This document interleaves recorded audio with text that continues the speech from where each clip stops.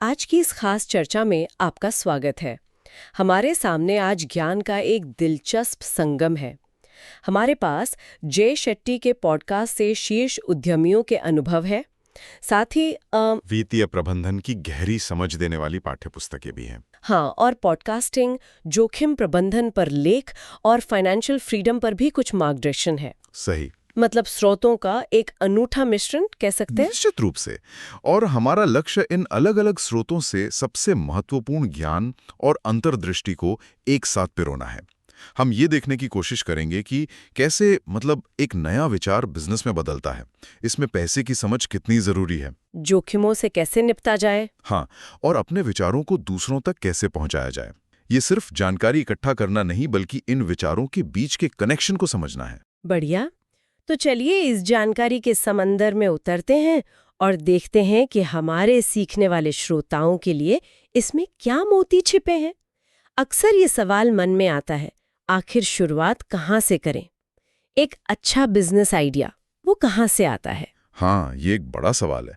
स्रोत बताते हैं कि कई बार बेहतरीन आइडिया अपनी ही किसी जरूरत को पूरा करने या उन समस्याओं को हल करने से आते हैं जिन पर शायद पहले किसी का ध्यान नहीं गया। जैसे स्किम्स वाली एमा ग्रेड का उदाहरण है। बिल्कुल, बहुत अच्छा उदाहरण है। उन्होंने उन ग्राहकों पर ध्यान केंद्रित किया जिन्हें अक्सर अनदेखा कर दिया जाता था। उनका मानना है कि जब आप समाज के उन हिस्सों के लिए कुछ बनाते हैं जिन्हें अक्सर सुना या देखा नहीं जाता, तो आप सिर्फ ग्राहक नहीं बल्कि वफादार समर्थक बनाते हैं। हाँ, ये दिखाता है कि समावेशिता यानी सबको साथ लेकर चलना सिर्फ एक नैतिक मूल्य नहीं, सही कहा, बल्कि एक शक्तिशाली बिजनेस रणनीति भी हो सकती है। उन्होंने इसे सुपर पावर तक कहा है। ये बात मुझे काफी सही लगी। बिल्कुल, बेहतर प्रतिनिधित्व से बेहतर बिजनेस बनता है। लेकिन सिर्फ एक अच्छा आइडिया होना ही काफी नहीं है ना? नहीं, बिल्कुल नहीं। उसे हकीकत में बदलना पड़ता है। यहीं पर शायद एग्जीक्यूशन की बात आती है। एग्जैक्टली। यहीं पर फिनटेक उद्यमी सुनीरा मधानी की बात बहुत महत्वपूर्ण हो जाती है। वो कहती हैं कि आइडिया से उद्यमी नहीं बनते, अमल यानी एग्जीक्यूशन से बनते। अच्छा। कोई $1 बिलियन आइडिया जैसी चीज नहीं होती, $1 बिलियन एग्जीक्यूशन होता है। सही बात है। मतलब आइडिया कितना भी अच्छा हो, अगर लागू नहीं किया तो बेकार है। यह बात एयरबीएनबी के संस्थापक ब्रायन शेस्की की सलाह से भी मिलती है। सपने देखना बंद करें और बनाना शुरू करें। हाँ, और पथिक जन न्यूज का एक लेख भी जुनून और उद्देश्य के मेल पर जोर देता है। उद्यमियों की तुलना कलाकारों से करता है। अच्छा, कलाकार कैसे? जैसे कलाकार कैनवस पर रंग भरते हैं, वैसे ही उद्यमी बिजनेस के कैनवस पर अपनी रचनाएं बनाते हैं। ब्रायन चेस्की तो अपने काम एयरबीएनबी को कला का ही एक रूप मानते हैं। हाँ, उनके लिए ये अपने रचनात्मक जुनून को एक सफल कंपनी में ढालना है। लेकिन वो एक और गहरी बात कहते हैं कि सफलता सिर्फ बाहरी नहीं है। बाहरी नहीं मतलब ये एक अंदरूनी यात्रा भी है। खुद को समझना, अपनी कमियों और ताकतों को जानना, ये लीडरशिप की पहली सीढ़ी है। अच्छा, खुद को जानना। हाँ। उनका मानना है कि जब आप सिर्फ सफलता या पद के लिए काम नहीं करते, बल्कि अपने अंदरूनी संतोष के लिए करते हैं, तब आप ज्यादा टिकाऊ सफलता पाते हैं। ये दिलचस्प है कि कैसे व्यक्तिगत विकास और व्यावसायिक सफलता एक दूसरे से जुड़े हुए हैं। और ये बात व्यक्तिगत वित्तीय स्वतंत्रता की अवधारणा से भी जुड़ती है ना? बिल्कुल। ICICI डायरेक्ट के एक लेख के अनुसार पहला कदम यह तय करना है कि वित्तीय स्वतंत्रता का आपके लिए व्यक्तिगत रूप से क्या मतलब है। सबके लिए अलग अलग होगा शायद।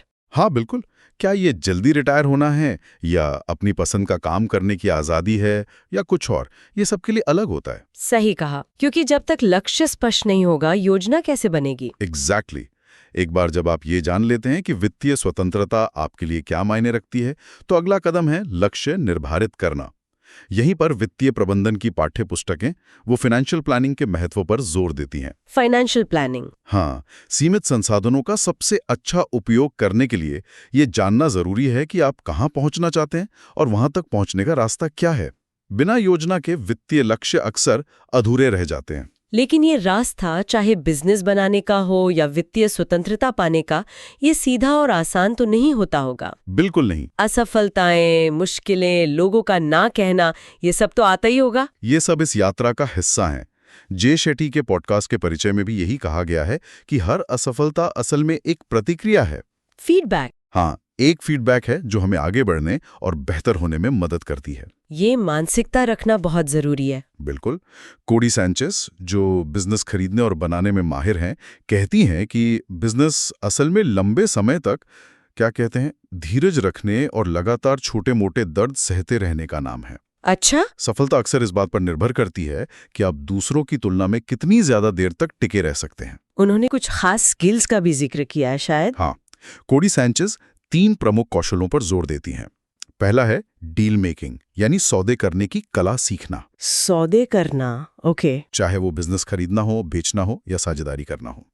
दूसरा है धैर्य और सहनशक्ति, ग्रिट एंड एंड्योरेंस, जैसा हमने अभी बात की, मुश्किलों में टिके रहने की क्षमता। और तीसरा, जो मुझे व्यक्तिगत रूप से बहुत दिलचस्प लगता है, वो है कौन से पूछना, हु नॉट हाउ। कौन से पूछना, इसका क्या मतलब है? ये थोड़ा अजीब सा लगा। नहीं, अजीब नहीं है। देखिए, इसका मतलब है कि हर समस्या का हल खुद खोजने की कोशिश करने के बजाय ये पता लगाना कि कौन आपकी मदद कर सकता है। अच्छा।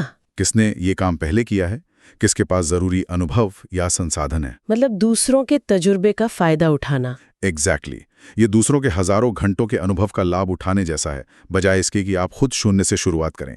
ये सोच आपको अकेले संघर्ष करने से बचा सकती है। ये वाकई एक शक्तिशाली विचार है, दूसरों की विशेषज्ञता का लाभ उठाना। हाँ।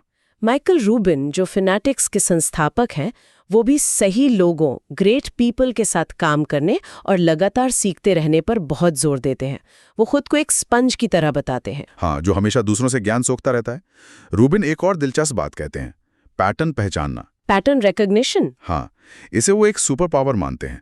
इसका मतलब है पिछले अनुभवों से सीखना और उन पैटर्न को पहचानना जो सफलता या असफलता की ओर ले जाते हैं। जैसे ये समझना कि किस तरह के लोग उनकी कंपनी में अच्छा प्रदर्शन करते हैं या बाजार में कौन से अवसर बार बार उभर रहे हैं। अच्छा। ये क्षमता उन्हें भविष्य का बेहतर अनुमान लगाने में मदद करती है। और जैसे जैसे बिजनेस बढ़ता है, चुनौतियां भी बदलती हैं। सुनेरा माधानी का अनुभव यहाँ फिर प्रासंगिक हो जाता है। बिल्कुल। उन्होंने बिजनेस के बढ़ने के अलग अलग चरणों के बारे में बात की है। हाँ, वो स्केलिंग के 3 मुख्य चरणों का वर्णन करती हैं। 0 से $1 मिलियन तक, फिर 1 मिलियन से 100 मिलियन तक, और फिर 100 मिलियन से 1 बिलियन तक। सही। उनका कहना है कि हर चरण में आपकी मानसिकता, आपकी प्रक्रियाएं, प्रोसेसेस और यहाँ तक कि आपके लोग, पीपल भी बदलने पड़ सकते हैं। मतलब जो सिस्टम पहले काम कर रहा था वो बड़े पैमाने पर टूट सकता है, और ये उम्मीद करनी चाहिए। अच्छा, तो ये घबराने की बात नहीं है? नहीं, ये विकास का एक स्वाभाविक हिस्सा है। तो फिर इतने बदलाव के बीच स्थिर क्या रहता है?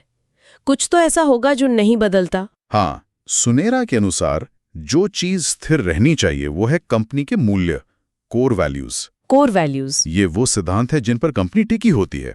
इसके अलावा सही लोगों को काम पर रखना और जब जरूरी हो तो उन लोगों को हटाना जो कंपनी के मूल्यों या दिशा के साथ फिट नहीं बैठते। ये लगातार महत्वपूर्ण रहता है। साथ ही एक मजबूत कंपनी संस्कृति का निर्माण करना भी जरूरी है। ये कुछ वैसा ही है जैसे वित्तीय प्रबंधन में हम पूंजी संरचना को देखते हैं।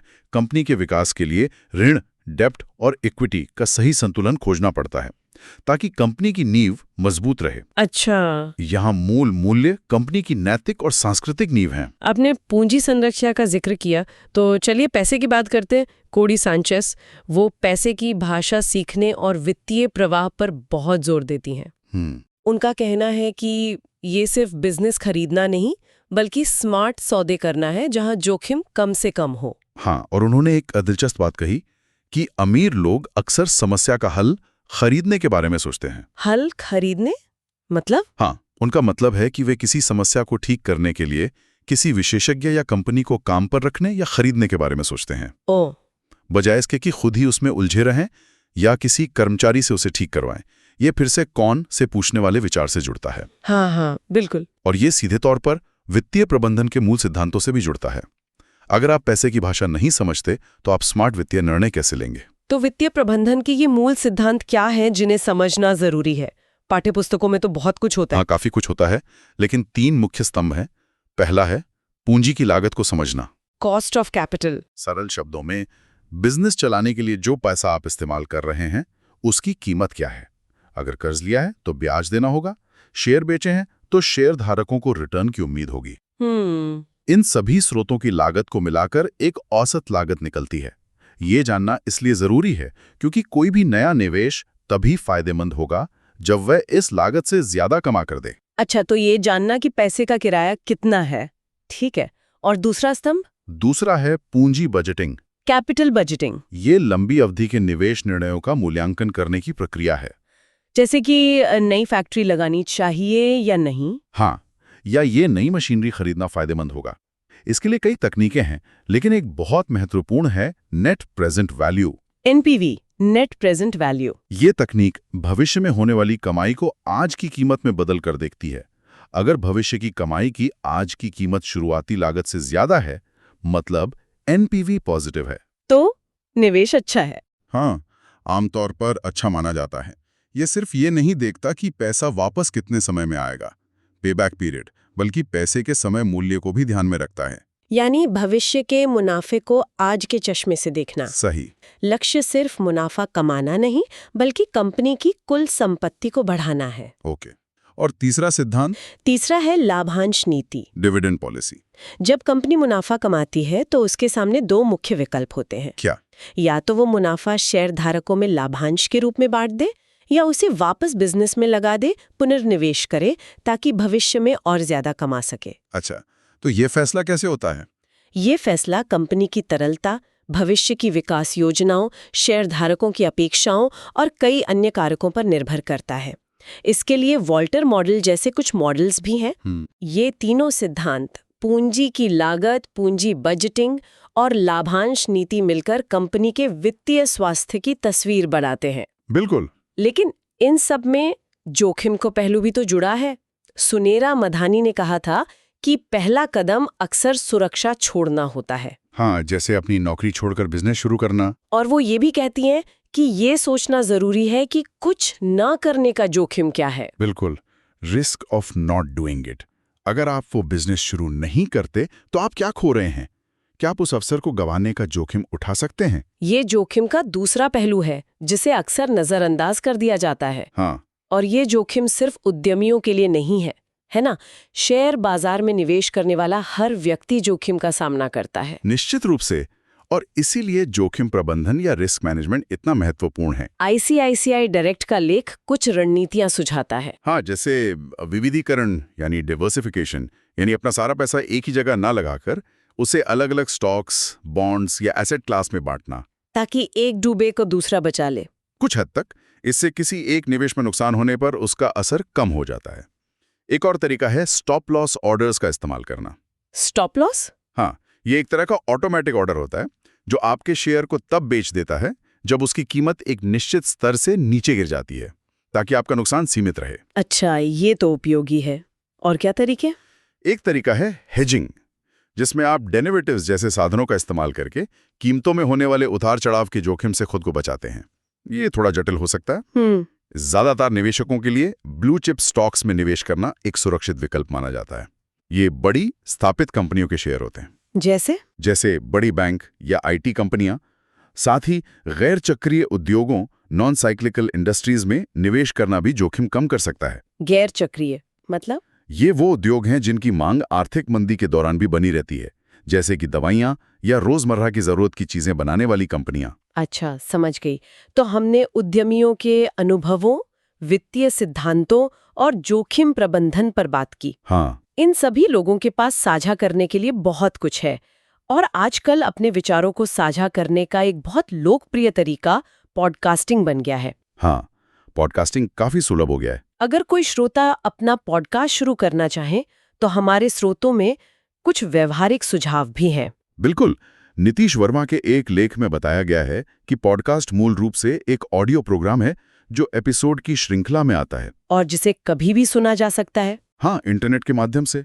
ये रेडियो से अलग है क्योंकि ये ऑन डिमांड है। Spotify, Apple podcasts, Google podcast जैसे कई प्लेटफॉर्म्स हैं। एक अच्छा पॉडकास्ट बनाने के लिए किन बातों का ध्यान रखना चाहिए, जैसे साउंड क्वालिटी वगैरह? सो क्रिएट के लिए लिखते हुए जेफ ग्राहम कुछ मुख्य बातें बताते हैं। पहला है साउंड का अनुकूलन, साउंड ऑप्टिमाइजेशन। Sound optimisation. इसके लिए कुछ सरल उपाय हैं। एक शांत कमरे में रिकॉर्ड करें।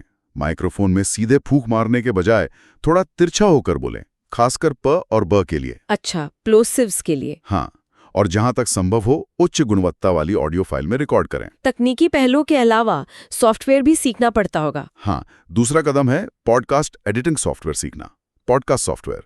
अच्छी बात यह है कि शुरुआत के लिए ऑडेसिटी या गैराजबैंड जैसे मुफ्त टूल काफी हैं। ऑडेसिटी मुफ्त है? हाँ, ओपन सोर्स है। गैराजबैंड एप्पल डिवाइस पर मुफ्त आता है।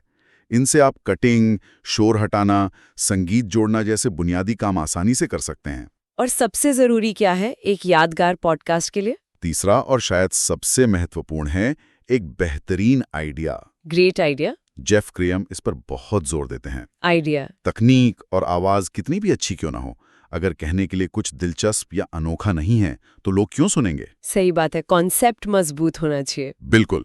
उस आइडिया को विकसित करना, उसे श्रोताओं के लिए आकर्षक बनाना सबसे जरूरी है। होस्टिंग के लिए भी कुछ सुझाव थे शायद रेडिट से? हाँ, एक रेडिट थ्रेड में होस्टिंग के कुछ अच्छे नुस्खे साझा किए गए थे, जैसे अपनी गति पर ध्यान देना, ना बहुत तेज ना बहुत धीमा। सही।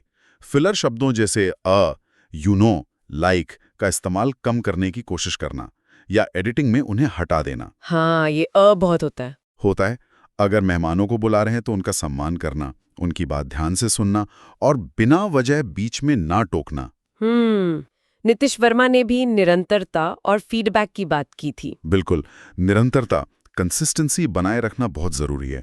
अगर आप तय करते हैं कि हर हफ्ते एक एपिसोड आएगा तो कोशिश करें कि उसे निभाएं, ताकि लोगों को पता हो कि कब सुनना है। हाँ, और श्रोताओं से प्रतिक्रिया फीडबैक मांगना और उस पर ध्यान देना भी महत्वपूर्ण है। इससे पता चलता है कि क्या अच्छा चल रहा है, कहाँ सुधार करना है। यह दिलचस्प है कि सो क्रिएट के लेख में ये भी कहा गया है कि पॉडकास्टिंग खुद विचारों को परखने का एक कम जोखिम वाला तरीका हो सकता है। हाँ, बिल्कुल। जैसे उद्यमी पहले छोटे पैमाने पर कुछ आजमाते हैं, वैसे ही पॉडकास्ट के जरिए आप देख सकते हैं कि आपके किसी खास विषय या आइडिया में लोगों की कितनी दिलचस्पी है, बिना ज्यादा निवेश किए। हाँ, ये अपनी विशेषज्ञता या कहानी को दुनिया के साथ साझा करने का एक अच्छा तरीका बन सकता है। एक समुदाय बनाने और यहाँ तक कि अपने विचारों को परिष्कृत करने का भी। तो आज हमने काफी जमीन तय की। हमने देखा कि कैसे बिजनेस आइडियाज अक्सर अनदेखी जरूरतों से पैदा होते हैं और कैसे एग्जीक्यूशन ही उन्हें हकीकत बनाता है। हमने उद्यमियों से सीखा कि धीरज, सही लोगों को साथ लेना और पैटर्न पहचानना कितना जरूरी है। हमने वित्तीय प्रबंधन के कुछ मुख्य सिद्धांतों को समझा, पूंजी की लागत, निवेश के फैसले, लाभांश नीति, जोखिम प्रबंधन की रणनीतियों पर भी बात की, चाहे वो बिजनेस में हो या निवेश में। और अंत में हमने पॉडकास्टिंग जैसे माध्यम से अपने विचारों को प्रभावी ढंग से साझा करने के कुछ व्यवहारिक तरीके देखे। जो बात इन सभी अलग अलग स्रोतों से निकलकर बार बार सामने आती है वो ये है कि सफलता के ये सूत्र अकेले काम नहीं करते। बिल्कुल, ये सब जुड़े हुए हैं। सीखने की इच्छा, जिसे माइकल रूबिन स्पंज बनना कहते हैं, दृढ़ता और दर्द सहने की क्षमता, जैसा कोडी सेंचेज कहती हैं, बदलती परिस्थितियों के अनुसार ढलने की क्षमता, जैसी सुनेरा मधानी ने स्केलिंग के दौरान दिखाई, पैसे की समझ यानी वित्तीय साक्षरता, और अपनी बात दूसरों तक पहुंचाने का कौशल यानी प्रभावी संचार। ये सभी गुण आपस में गुंथे हुए हैं। ये सभी किसी भी क्षेत्र में आगे बढ़ने के लिए महत्वपूर्ण है। चाहे कोई अपना बिजनेस बना रहा हो, अपने करियर में आगे बढ़ रहा हो, अपने पैसे का प्रबंधन कर रहा हो या बस दुनिया को बेहतर ढंग से समझना चाह रहा हो। तो श्रोताओं के लिए आज का विचार ये है, आज हमने जिन क्षेत्रों पर बात की, उद्यमशीलता की सोच, वित्तीय समझ, संवाद कौशल, जोखिम लेने की क्षमता, इनमें से कौन सा एक कौशल है जिस पर अगले 1 महीने में थोड़ा ज्यादा ध्यान दिया जा सकता है? सिर्फ एक चुनना है। हाँ, सिर्फ एक। और सोचे कि उसमें किया गया छोटा सा सुधार भी आपकी बड़ी तस्वीर पर, आपकी समग्र यात्रा पर क्या सकारात्मक प्रभाव डाल सकता।